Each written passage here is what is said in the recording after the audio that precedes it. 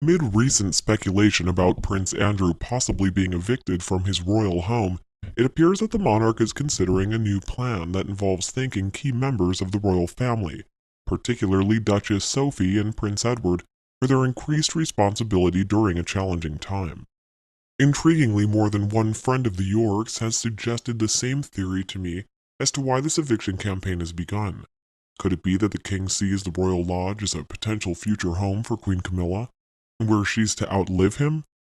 The tension between the siblings has reportedly been going on for some time. At Christmas, Andrew did try to get a meeting with the king and queen.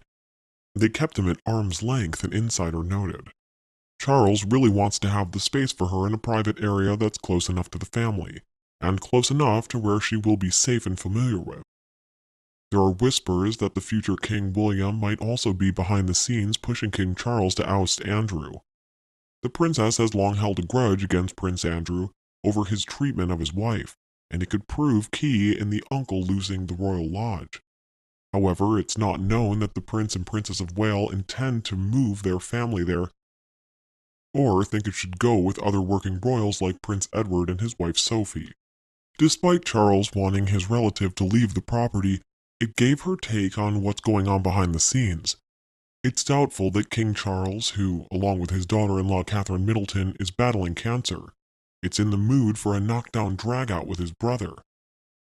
This follows earlier reports suggesting His Majesty has apparently solved his black sheep problem by addressing both Prince Harry and the Duke of York in one royal command.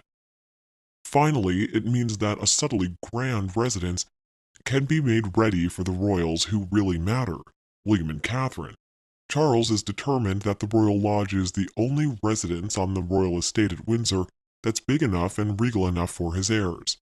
Whatever the motivation, it seems bizarre to me that the king is stepping up pressure on his brother, when he should be concentrating his attention on another former working royal, his younger son, Prince Harry. Ignoring the obvious that the king has indeed already chucked his son, daughter-in-law Meghan, and the Duchess of Sussex, and the grandchildren he barely knows, out of their UK home at Frogmore Cottage, the bizarre part holds. Meanwhile, the Prince and Princess of Wales may be moving into a new royal property, and it's unlikely to be a former abode Frogmore Cottage. Because other stories around today are saying that William's made it very clear to his friends that when it comes time for his coronation, he will not be inviting Harry. Many believe that the Wales family is more likely to move into the lodge than Frogmore Cottage. That, according to the royal expert, who claims that the root of the Prince of Wales' resentment towards the Duke of York is said to stem from Andrew's treatment of Catherine when she was first introduced to the royal family, and feels that his father has been too soft on him. In addition, King Charles is reportedly keen on having Prince Andrew swap his luxurious royal lodge for a more modest in the Sussex house, causing a bit of the royal stir.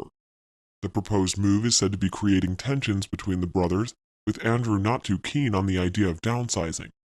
Andrew has been notified that the king will no longer be paying for his 10-person security team after October, although it's been reported that there is a cheaper alternative. If the lease were to be terminated, he would be due the amount that he spent on refurbishing the property, which is reportedly considerable. According to insiders, the disgraced royal currently has limited access to his brother as they continue to fight over Andrew allegedly refusing to move out of the royal cottage. Explaining the situation, Charles does not like confrontation at the best of times, and especially when they're on holiday. They are not in each other's pockets at Balmoral and probably only regularly see one another at dinner.